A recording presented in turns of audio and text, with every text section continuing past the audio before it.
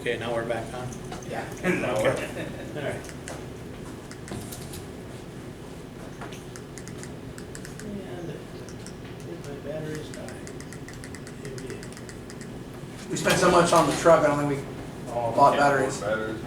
It did this number on me. Okay, we're good. We're good. You need batteries, you say? No, that Oh. stupid computer Oh. says it's looking for a reset and he wants to keep restarting and. They always seem to do that right in the middle of the class. I don't know why they wait till then. Can't do it at midnight. Yeah, I already got it, Chief. and I've restarted it 6 Thank you. times to get the update. I know. And it still hasn't taken, so. Okay, Where you going, Crystal? Let's just keep going. do not modify your ladder. Do not drill holes or weld anything to the ladder. It's not permitted. If you need to have anything done to it, contact us. We do have welders that are certified to weld on this particular material. Not everybody is. So they're very picky about that. There is a dissimilar metal contract, a clause in your contract.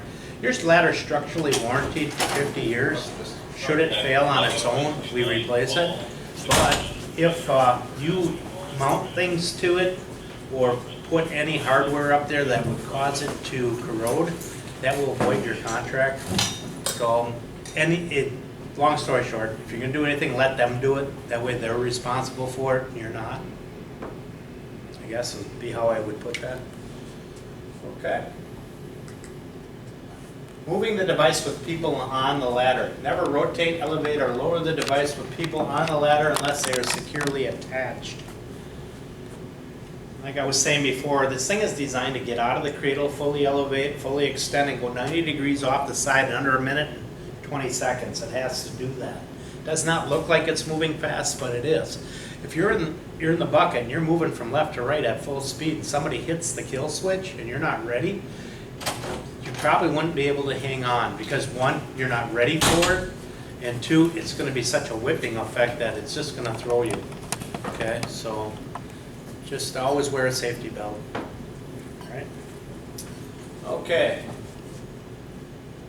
Interlocks, there's interlocks in your truck that prevent the ladder from moving. If the stabilizers are not down all the way to begin with, it won't let you take it out of the cradle. If the ladder is not put back in the cradle properly, your stabilizers won't work. Okay, so there are things that do prevent it from working. There is a short jack interlock, meaning that if the stabilizer is not fully extended on the side of the truck that you're intending to go to, it will not rotate in that direction. You may purposely want a short jack truck. You might have high power lines over here at night, and your area that you need to get to is over here with the ladder, so you short jack this side so the ladder can't go into the power lines. Or you may want to keep a lane of traffic open, so you cheat the truck to the center line, you run that stabilizer straight down there, you run the other one out, and that gives you the full use off of this side, but it will not allow you to go to that side of the truck. Okay? And that's short jacking. If it's not all the way out, it's not going to that side. Don't hold an override and make it go to that side because, like I said, it will tip over, I promise. Okay, you gotta understand your device and how it is intended to function. Common sense is a big thing, but it's never really common, is it? But try to use common sense. Never rely on the interlocks to save you. Don't rely on that ladder coder to put that ladder back in the cradle every time. It is as accurate as we could make it. It works in 8,900 bit counts around itself. The old ones used to be 4,600. What that equates to, in simple terms, is it's measuring in a half of a 100,000th of an inch back at the turntable area, okay? Back where the hinge pin is. So it's a very small number that it's looking for. Compound that out to the cradle, that's 2 to 3 inches of side play, because the distance you get away from it, the bigger the area it's looking at, right? Now, this truck is designed so that the front tires should not leave the ground. If they leave the ground, you've got a problem, right? You come up to a hill, you're perpendicular to the hill, truck's sitting like that. The front tires are going to try to stay on the ground, right? They're going to conform to the hill. Now you hit the auto level. What does that do? It twists the truck. It's going to try to make the back of the truck flat. what does that do, that encoder measurement? Now back here where it's reading a half of a 100,000ths of an inch, that just skewed it. And it probably skewed it 2 to 300,000ths of an inch. So what that did was it said, okay, here's home now, because I just twisted the truck. So it will probably come down and will stop on top of an ear.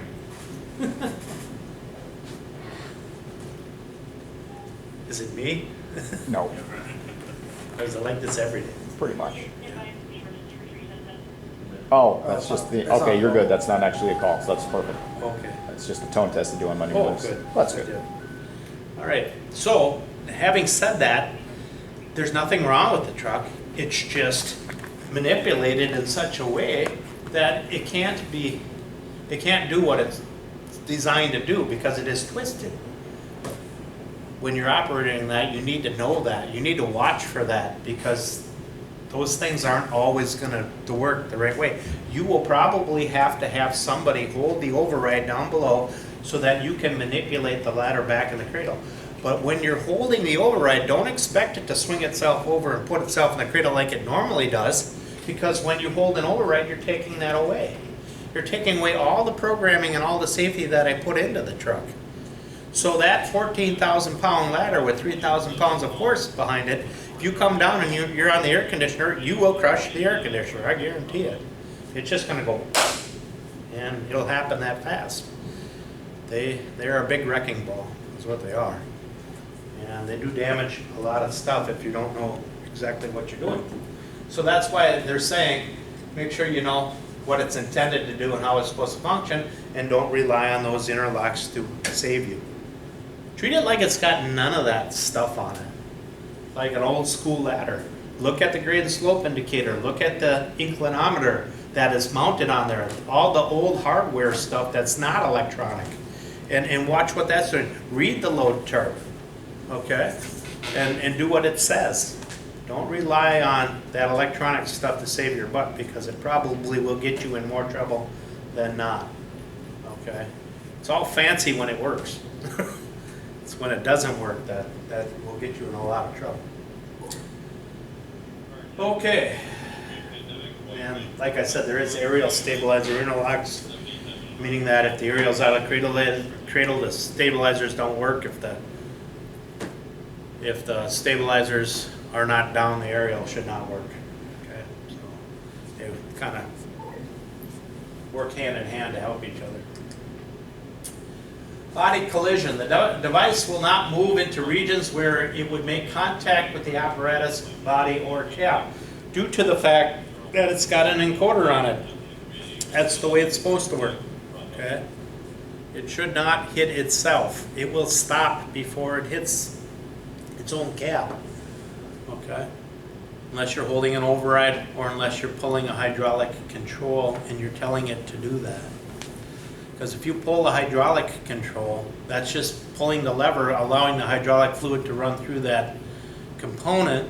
It will do what you tell it to do. It doesn't care. Okay? So if the stabilizer's on the ground and it's planted and you pull it to move it in, it will suck that stabilizer right across the ground and it'll probably bend the stabilizer. Okay? So don't do that. Rotation interlock, we talked about short jack a little bit. Don't rotate to that side. There is a maximum elevation slowdown, which means that before it hits its full peak, it's going to slow down. So this ladder goes from minus 10 degrees all the way up to 77. And if you're running it, before it gets to around 70 degrees, it's going to start slowing down on its own. It may look like it's stopped when it's not. It's still moving, but you can't sense it because it's going so slow.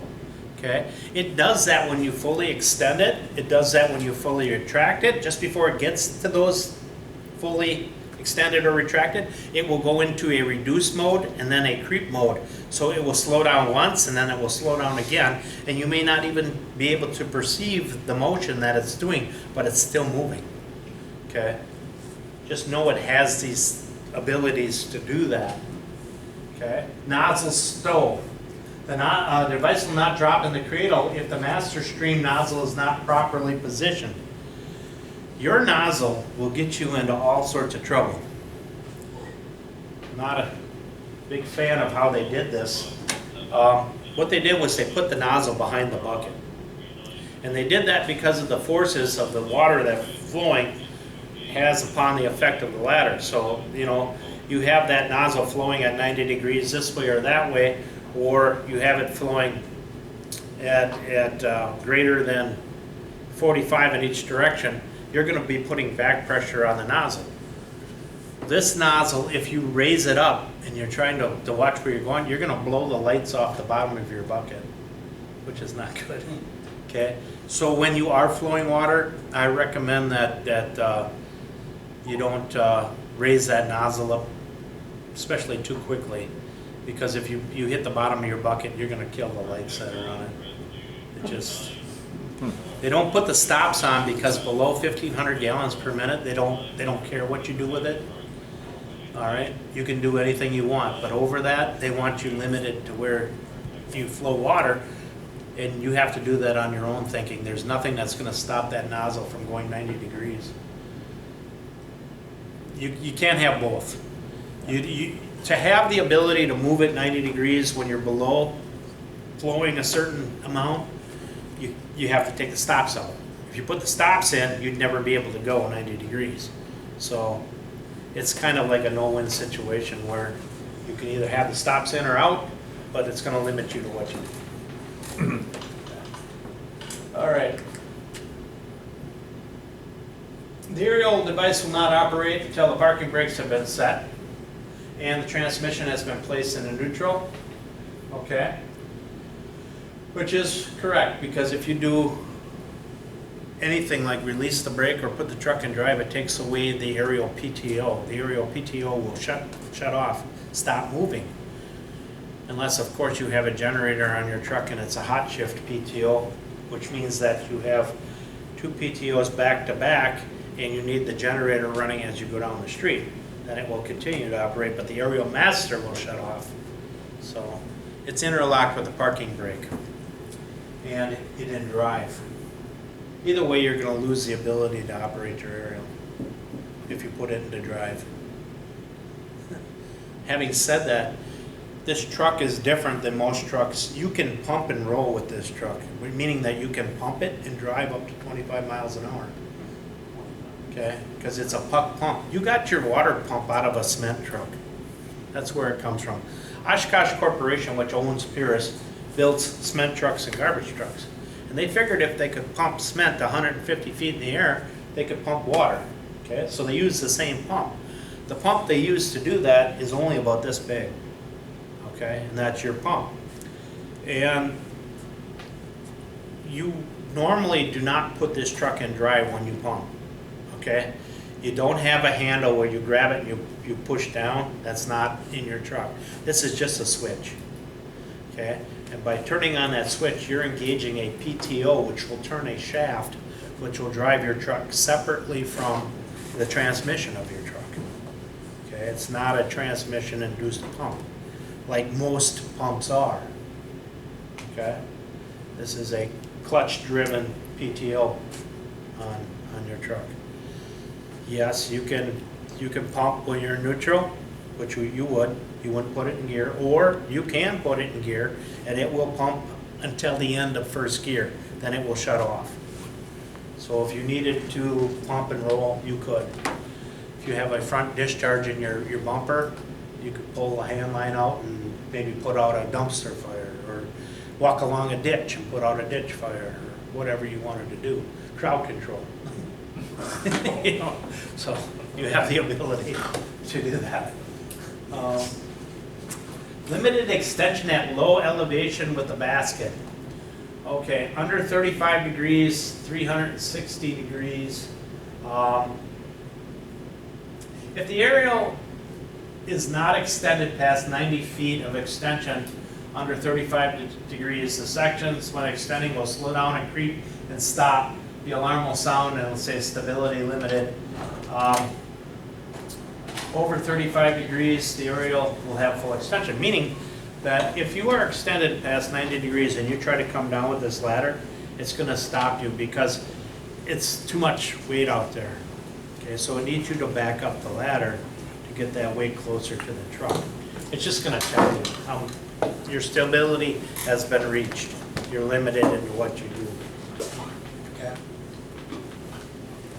So it does have things like that on it. Aerial limitations on the driver and passenger side of the cab. Your best angle of attack with this ladder is off the back of your truck. Okay? Off the back of your truck, you are unlimited to what you do except for going down at full extension. Okay? Off of the front of your truck, if you're looking, you're standing at the back of your truck and you're looking at the cab, if you come off the driver's side or you come off the passenger side and you have that ladder extended all the way out, it's going to come down to about, I think it's 35 degrees. It's going to stop you. It's like hitting an imaginary wall, because the lower you go with it, makes it more tippy. Okay, so they want you to back that ladder up, and you'll see it on the screen up there. It will show you where you can and cannot go with this ladder. But if you think about it as a driver, in a driver's perspective, if I'm going to be trying to hit a building, you know, and I want the A and B side, or I want to get to the corner, I want to operate off the back of this truck with this ladder. It gives me my most versatile use out of it. If I come in off the front of the truck, I can't go low and I can't be fully extended and try to come down in certain areas. It's going to stop me. So practicing with this truck, getting the feel for it, knowing where it can and can't go is essential. This is not like a normal truck.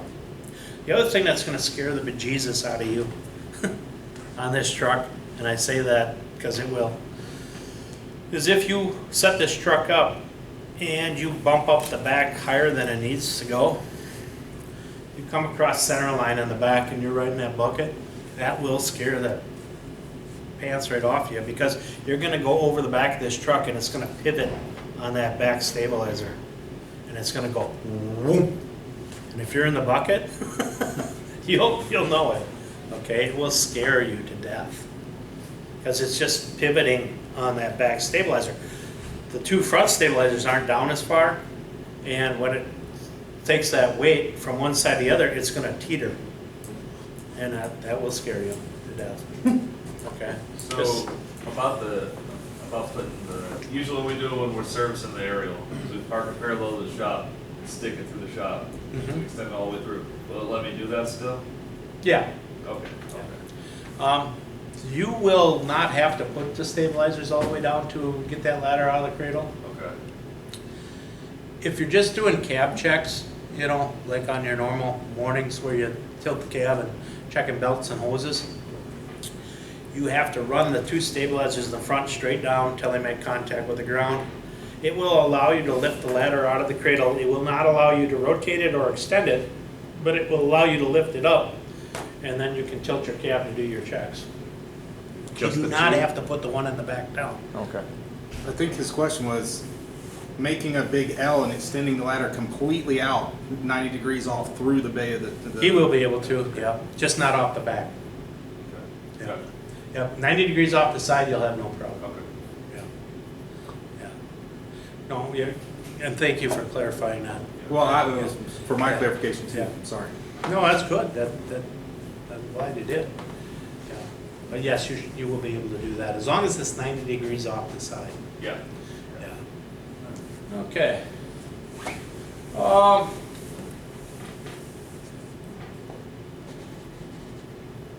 20 degrees, 92 degrees, those are off the driver's side, so 92 degrees. Limitations from about 20 degrees to 92 degrees, yes, okay. They're saying is when you come off of the passenger side, you get to the 20 degree mark with your ladder, all the way to 92 degrees is where that area is, that if you're fully extended, it's going to paint an invisible wall. And you're either going to have to go up to extend it the rest of the way out, or you're going to have to bring it back in to move it. Okay. Then off the other side, it should be somewhere around 280 degrees to 300 and almost 350 degrees, 349 degrees.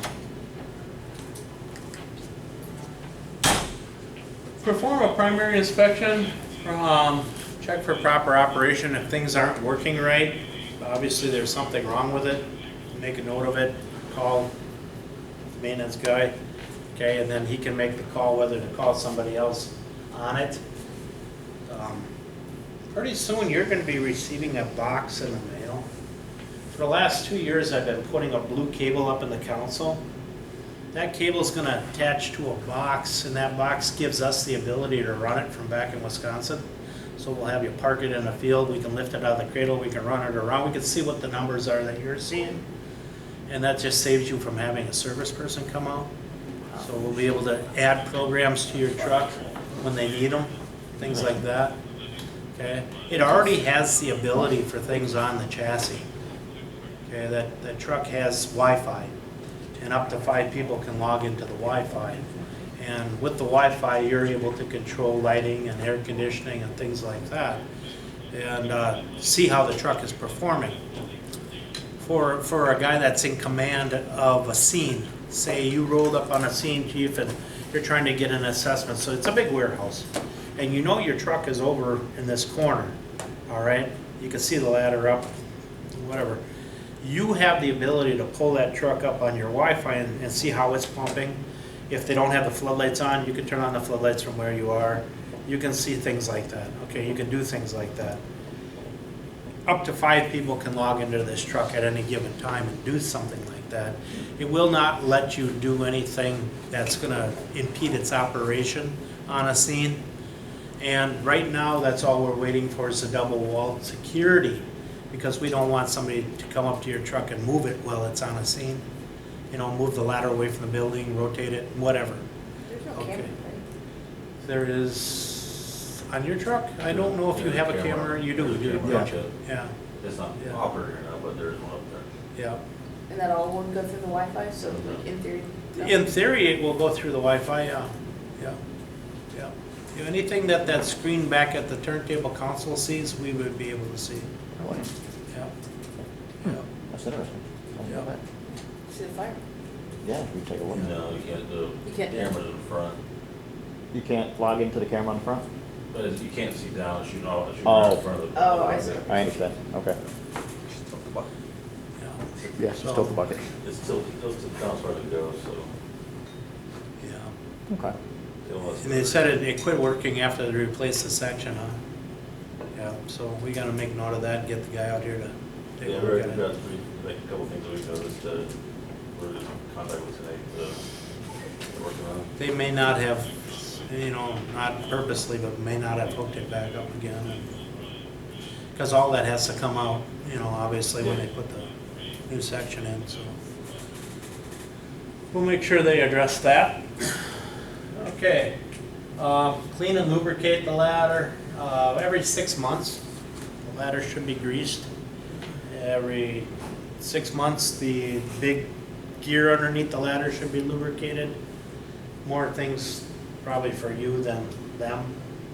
Okay, I don't know who does your general maintenance, if you're gonna do the general cable tightening and greasing, or if you rely on your dealership to do it, or if everybody's gonna do it, I don't know. Yeah, I don't know. We'll find out. I'll Okay. get with Chief Rizzo, and unless Lieutenant Philcott, you know it? So we should rely on, fleet days to do it. Okay. I'll tell you what, the less people that do it, probably the better off you are, Yeah, okay? Only, and I don't mean to give you all the work, it's just that you get too many hands involved with it. It ends up messier than it needs to be, and it ends up, you know, so, at least you know what you have when you do it. Yeah, so, that's why I say that. Okay.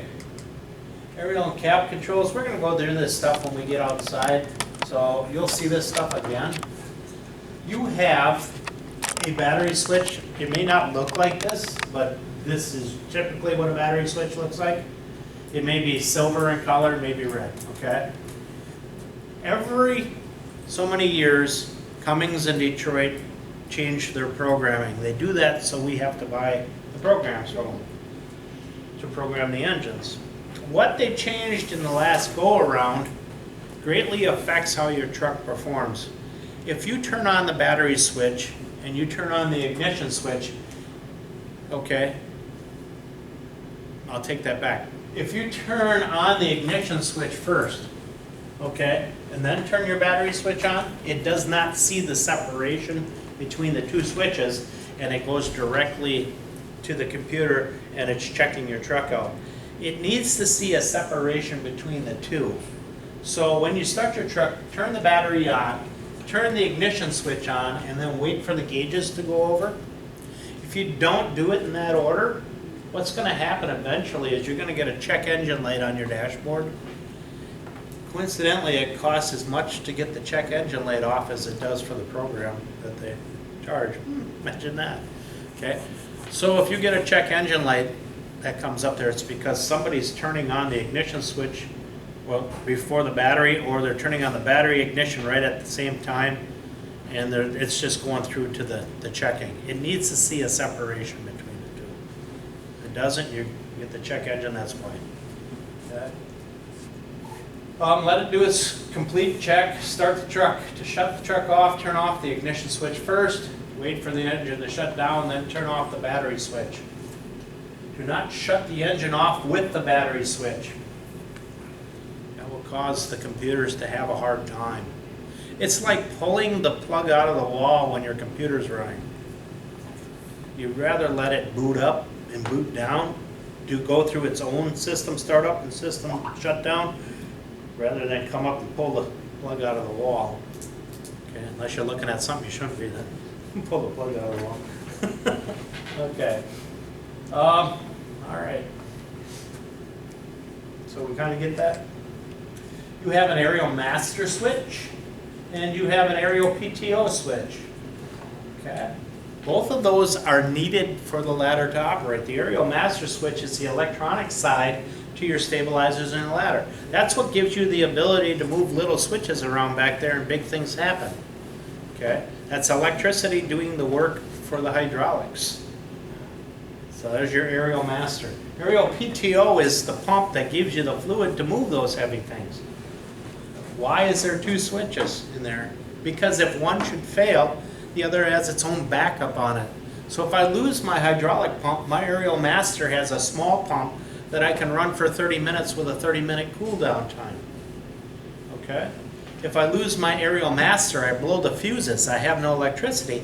My hydraulics in the back of the truck give me the opportunity to hand route those through valving to pack the truck up and put it away. If I should lose both of these switches, there is another one in the back of the truck that goes directly to the battery and allows me to pack up the truck back through that same 30-minute motor. So I have really 4 ways to run the truck. I have the normal electric over hydraulic. I have electric through the computer of the truck should the hydraulics fail. I have hydraulic should the electronics fail. And then I have the battery backup to everything. And we're going to go through those when we get outside. We're going to be using those. And I encourage you, after I leave, when you do your training, you know, monthly training or whenever, and you get somebody in here, go up to the cab and shut those off. Get used to them. Because at 2:30 in the morning when it's raining out and you're miserable and your truck quits, you don't want to figure out how to pack it up then. You want to know how to pack it up before that happens. So turn things off and have somebody figure out how to make it work.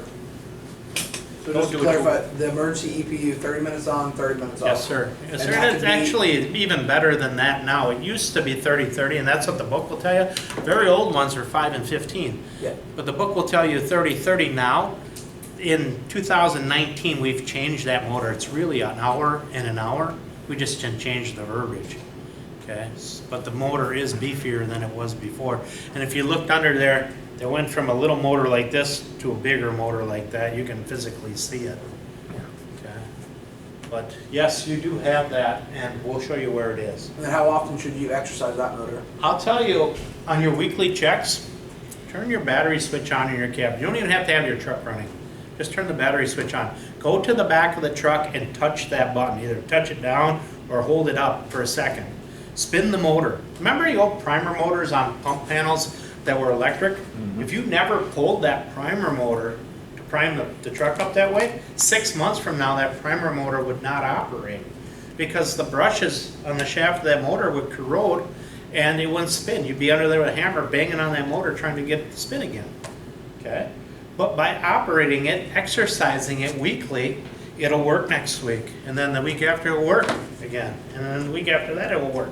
Because I spun it. I only have to hold it for a second. It just needs to go, that's it. Because the shaft moved. Okay? That's all it's got to do. If I hold it down, it's diverting the fluid to the bottom of the truck so I can run my stabilizers. If I hold the switch up, it's diverting the fluid to the top of the truck so I can run my aerial. That's how you divert the fluid one way or the other. Okay? So, pretty simple. Okay, then you have a PTO engage light that's up here. So you turn on your aerial master, you turn on your aerial PTO, both of these will light up. Okay, signifying that they are working. That's what you're going to have. Then you have a front wheel lock. That front wheel lock is there because this truck will pick the back wheels off the ground when you set it up. It needs that axle as counterweight for your ladder. Okay? So it does take the back wheels off the ground. If you take your back wheels off the ground, that little yellow square inside the truck that says brakes on it is only your back brakes. So if you take the wheels off the ground, you have no brakes. Nice, huh?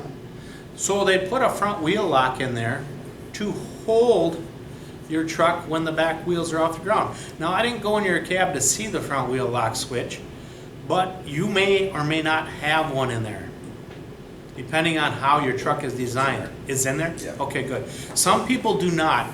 Only because it does not need to be in there. It would be incorporated into your regular brakes, or it would be incorporated into your master switch, aerial master switch. It would come on when you turn those on and you just wouldn't see a switch. So what's the point of having a separate switch if it could have just been integrated? It's an option, Okay. yeah. The reason that we like to put the switch in there is so that you have the option to turn it on when you're doing incident blocking. Say you were up on the interstate or 19 and you're blocking for an accident scene. Wouldn't you rather have both of your axles locked up so somebody comes slamming into the back of your truck than just one? I probably would, extra holding power. So you could turn it on. I would just leave the switch on all the time. When you release the brake, it's going to go away. When you apply the brake, it is a hard toggle switch. It's going to come back on by itself. Okay, so if you never turn the switch off, it'll come on every time you apply the brake. But it is not required for the aerial to come out of the cradle. So if it's not on, that aerial will still come out of the cradle. Okay, which would be bad if you're moving your aerial around and you got no brakes and your back tires are off the ground. You may be going for a bigger ride than you think. Okay. Stabilizer cameras. Those are there to show you what's in your way. They are not there to tell you where the stabilizers are going to go. Don't look at those and say they don't line up with the stabilizers. I'll agree, they don't. They're not supposed to. They're supposed to say, hey, there's a car there, there's a building there, there's something in your way, okay, in that general area. It's not designed to accurately pinpoint where your stabilizers are going to end up. Just saying, I can see that area, I need to move the truck. Before I get out of the truck and start setting it up, is there something in my way? That's all it's there for. Then you have these little lasers that put X's on the ground. Okay, they're green X. You won't be able to see them in the daytime. Okay, and they move around. After about a month, that X is going to be over here, because that laser bounces around.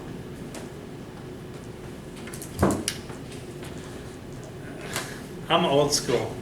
If I run the stabilizer out, I know where my pad's got to go. I don't need an X to tell me where the pad's got to go. Okay, I know. So, that's what you have. All right. And you can turn on that stabilizer camera anytime you're going down the road. It'll just show you what the camera sees, that's all. Okay, in the back of your truck. Now, your controls may or may not look like this. I have to think about it. With the single axle, you might not have this back there. That's a dual axle pendant. We'll look at it. But you will have this. This big red switch in the back of your truck, that's the kill switch. That's emergency stop switch. Remember, there's 3 of them on your truck. There's one in the back by the stabilizers, there's one up top by the pedestal, and there's one in the bucket. Children are notorious for coming to your fire department and pressing that big red button. One little bugger's gonna wait till you turn your back, and he's gonna walk up and he's gonna hit that button just to see what it does. And it's not gonna do anything, and he's gonna be disappointed. He ain't gonna say nothing. He's just gonna walk around the rest of you. Then you're gonna get to your call, and you're gonna try to run your stabilizer out, and nothing's gonna happen. Because it took away the hydraulics of your truck. You need to turn it in the direction of the arrows, it will pop back off, and you'll be able to do what you need to do. But if you ever see this red light lit, it means one of your 3 buttons is pressed. And you have to undo the one that's pressed. It could be the one at the back of the truck, it could be the one up at the turntable, it could be the one in the bucket. Whichever one is pressed, you have to undo. Okay? Okay. Obviously, when children come through your department to take tours, you normally you don't let them up on top of the truck. So, but they'll hit the one in the back. You know. Okay. You don't have this controller. I'm pretty sure, 99% sure, unless they've changed it since I've seen it last. So this is for a tandem axle truck. Yours will look totally different. We're not even going to talk about this. Okay. Sure. Bravo, engine 41, truck 41, motor vehicle collision, 14 southwest, right. Anything good? No. No, it's Okay. somebody else in the county. All right. You do have the emergency stop switch up above. These FRC intercoms, not a big fan. If they get wet in the microphone here, they tend to quit working until they dry out again, which does you no good. Carry your handhelds with you, just as a secondary form of communication. Lighting switches, you should have a DC light switch for either tip lights or tracking lights, and you should have, if you have rung lights, you'll have ladder illumination. If you have rung lights on there, it's the little lights that go up the rungs, make them colored. You may not have those. Okay, you do have an EPU switch. The EPU switch is the emergency hydraulics up on top of the pedestal. As long as you have power up there and you need to run your ladder out, if your hydraulics quit, you just need to hold that switch and operate your regular controls. You'll still have all your regular safeties because you're going through the computer of the truck. It will operate slower because it's operating on a smaller motor at 2,500 PSI versus 3,350, but it will still operate and it will still swing itself over, put itself in the cradle, everything. Okay, you'll still have everything, you only need yourself to put it away. That's if you have electricity, okay? So that's what you'll have up there. Then you have a monitor deploy, monitor stow switch, and your monitor functions right here. Anything you do with your monitor functions will override the people in the bucket. So if they're streaming into the wind and you don't like them, you can fog and get them all wet. They can't do anything about it because you have the ultimate control of what happens. Okay. Same with your regular controls. Whatever you do down here overrides what they're doing up there. So if they're going left and you go right, it's going to go right. You know, it just does what you're telling it to do because you have the best view. And you're there to get them out of harm's way should they get into harm's way. So that's why you need to have somebody at the turntable. Okay. Then in the bucket, you have kill switch, just the same as you have down below. Okay. Tells you if the kill switch is on. This one has rungs of line light. I don't know if yours does or not. It may not. It may have, yeah, you don't have a screen up there, so you probably do. Then you have basket tilt up, basket tilt down, which will allow you to go 3 degrees either way with your basket. Then you have manual basket operation. You have stream and fog. You have nozzle right, nozzle left, nozzle up, nozzle down, nozzle stow, nozzle deploy. Okay? You may or may not have this type of controller. It's like a key. The T. You have the T-handle? Okay. The T-handle's better because it gives you a sense of where you actually are with it. This thing was the first one out there. Not so good. it kind of was hard to use, okay, until you got used to it. You do have to hold the dead man switch on your T, you should have a button too. That's your dead man for up on top, okay? This is your lighting that's up there. Okay. They're pretty basic. Because your nozzle sits below you and behind you, nozzle stow is kind of important. Okay, you don't want your nozzle out. When you're coming down with your ladder, you could run the bucket into the nozzle if it's not stowed properly, which would be bad. All right, basket up, basket down, basket enable or disable. That's the enable or disable. If you push that, that gives you the ability to turn this up or down. If you turn it off, it will go back to auto leveling. You want it to go to auto leveling before you move it. Okay? Then you have your spotlights or your floodlighting. Okay, monitor stream. Okay, monitor fog. Monitor right, monitor left, monitor up, monitor down. That's all pretty self-explanatory. Okay, monitor stow. Nozzle open or close. That could be monitor deploy or open or close, depending on which way you had yours programmed. You may have a shut-off valve up there, and if it's not open, you won't get any water. So push that button and it electronically opens the valve or closes the valve. All depends on how yours is set. Yours could be programmed for stow or deploy. You have to look at it. There's your controller, right? Okay, the red button's the dead man. Move up and down to elevate. So lower, pull back on it to raise, just like an airplane. All right. Rotate or twist to extend or retract, and then move it left or right. It's moving it left or right. So rotating it extends it. Going counterclockwise is retracts it. Okay. Well, before you drive it, make sure your ladder is properly stowed in the boom support. If it isn't, you're going to see the ladder go like this. It doesn't much go like this anymore because they put those pads up there that squeeze the ladder. They did that because that encoder takes a big beating in the back. Previous trucks that didn't have encoders, they didn't care. The ladder could shift like this back and forth, and it would cause you to go down the road and feel like you had no tie rods in the front of your truck because it would throw that truck all over the road. Now it squeezes the ladder in there so it doesn't do that so much. But you do need to make sure it's bedded properly, that it's all the way down. So when you are running it from the bucket, and there's more than 2 people in the bucket, say there's 3, and you put it in the cradle, when you get out of the cradle and you get to the back of your truck again, rebed it from the back. Because the weight of you coming out of the basket can cause that to lift up off the pads, okay? Because you have all that weight with you in there, and now you get out and it flexes the ladder and it comes up a little bit. So you want to make sure that it is bedded properly. Okay, make sure your stabilizers are stowed for travel. When you bring your stabilizers up and in, hold them for about 3 extra seconds when they come in. When they come in, they're going to come in fast. When they get about this far from the truck, they're going to slow way down. You may not even see it. It might even look like it's stowed, but if you hold them for 3 more seconds, they move very slowly and they seat.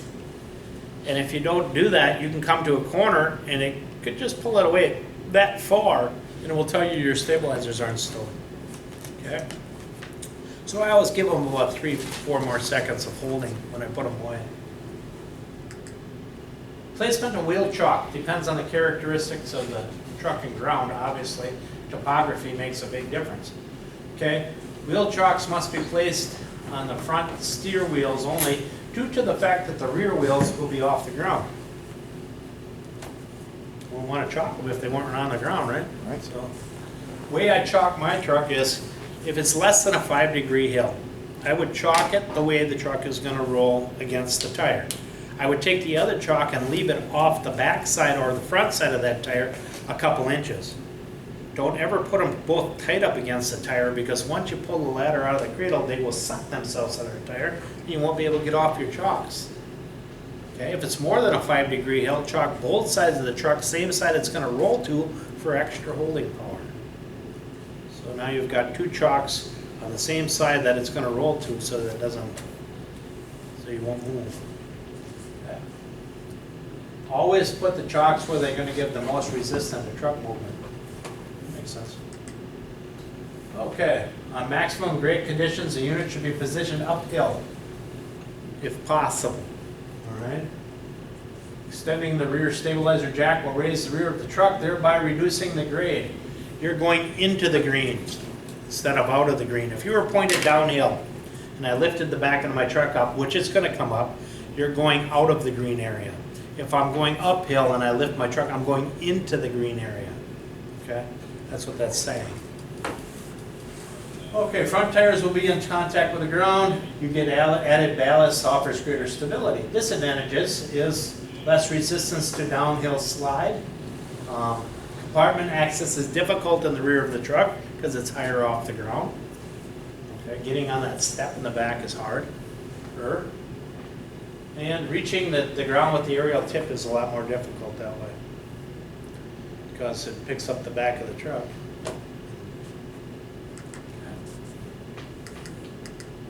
Oh, did this thing lock up again? Sure. There we go. All right. Never bridge stabilizers across ditches, culverts, any opening with the ground pad, because inches on the ground mean feet when you're in the air. So a couple inches down here is 2 to 3 feet of pucker up there, right? You don't want them stabilizers moving. And unfortunately, you live in a state of sinkholes, so we never know what's underneath the truck, right? Mm-hmm. Right. Okay. Truck must be positioned uphill only, 10-degree hill, uphill before setup. In some instances, it may be set up on a slight downhill, 2 to 3 degrees max. Okay. Leave the space for a stabilizer extension. Full extension required for 360 degrees of operation. So when you do set up a truck, if you have to go off of the pavement, make sure that whatever you're putting it out to has enough room for that stabilizer for full extension, and that it can support your weight. At least 75 pounds per square inch if you use the pads that come with the truck. If you don't use the pads that come with the truck, that's 200 pounds per square inch of pressure it's putting down. Just on those little round metal pads, that's what you would have if you just put that on the ground. But by using that black plastic Kevlar, that disperses it down to 75 pounds per square inch. And that's an NFPA standard. All trucks must do that. Doesn't, not just our truck, everybody's truck. Okay? So if you ever hear that number, whatever truck you buy, you'd hear that same scenario, I hope. Okay. Watch out for manhole covers, storm drains, parking garages, sidewalks.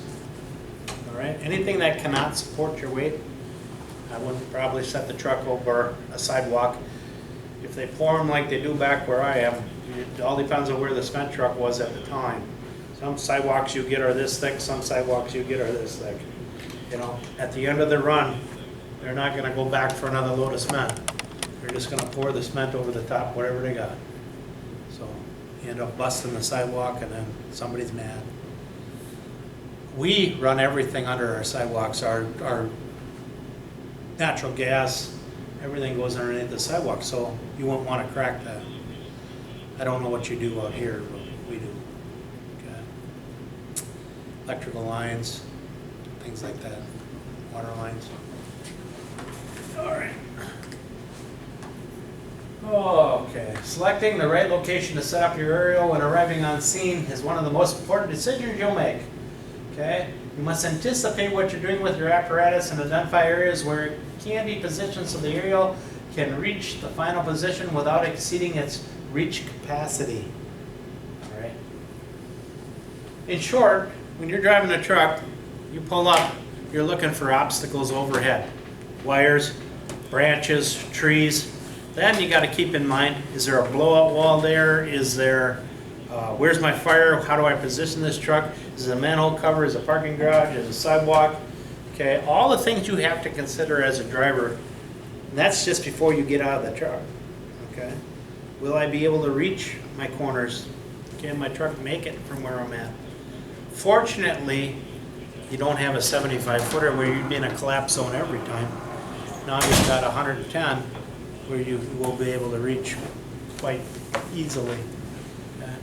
That's one nice thing about this truck is it does have the reach. And that's probably why you got it, for setbacks and things like that. Okay. Okay. When all three firm-on ground lights are illuminated, the apparatus is stable at full capacity. Waterway dry, 750 pounds. If you're flowing water, 500 pounds. Okay? So you have to reduce it down to 500 if you're flowing water. Okay. If the BBs on your grade and slope indicator tend to go into the yellow area on the grade and slope, you have to reduce the weight in the ladder in half. So if you're flowing water, okay, instead of 750 pounds there, you can have 375 pounds, right? If you're flowing water, now you can only have 250 pounds. Because we have to account for the weight of the water in the waterway. This waterway will hold over 250 gallons of water when it is filled, okay? That's a lot of water at 8.33 pounds per gallon, that's a lot of weight. Okay, so we gotta account for the weight in the water in the waterway when we're running it. Your screen up there will reflect what you're doing too. If you are BBs in the yellow, your screen will automatically reduce what the load chart will say you can have on it. It's not measuring weight. It never does. Okay, but it tells you how much weight you can have on the ladder or in the bucket. Okay? And then when you're flowing water, it knows you're flowing water, so it will reduce it again. So if you go over the weight limit, there's no Nope. warning or anything? Nope, you will just tip over. That's a pretty good warning, I guess. Yeah, no, there's nothing to tell you that you're overweight. There's no, say, we used to put sensors in ladders. And the only one that ever did it right was E1, believe it or not. And coming from a Pierce guy, that's, I hate to admit that, but that's true. What they did with their bucket trucks is they took a floor scale and they put the sensors for the floor scale in each corner of the bucket. And when you sat and you rode in the bucket, it actually measured how much weight was on the floor of that bucket. And then the hooks on the bottom were still connected, so when you pulled weight up on it, it knew how much weight you had. Okay, that's how theirs worked. Ours, they went through a whole series of ways to try to make it work. They did what was first called coupons. It was a bended piece of metal, and it had sensors on it. When you stressed the metal, it would relate into how much weight was in the basket because we'd set it. Well, that's subject to heat and cold like everything else. And then we would